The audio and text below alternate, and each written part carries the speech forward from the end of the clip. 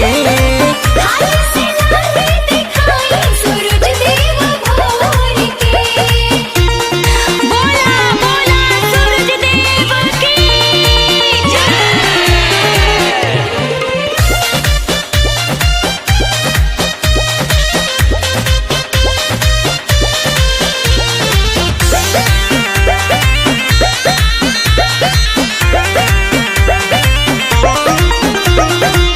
थर थर कांपे देहिया बड़ा जोर हहराता, खड़ा खड़ा बाप रहिल नहीं गोड़ ठहराता।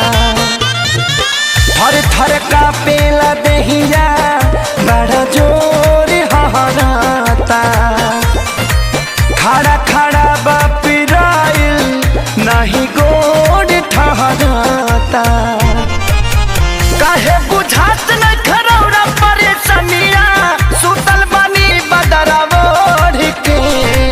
हाली से लाली देखाई सूरज देव भोर के।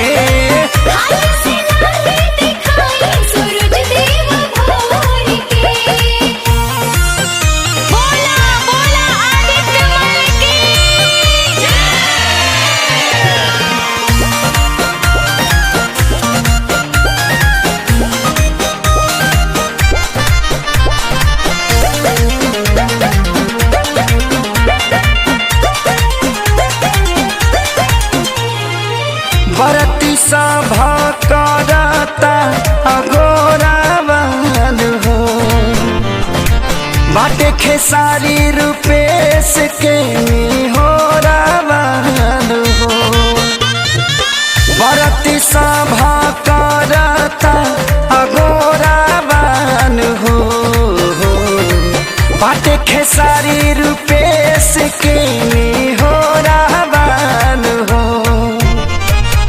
हथवा में सब ही गंगा जल लेके ताके सभे पुरबोर के। हाली से लाली देखाई सूरज देव भोर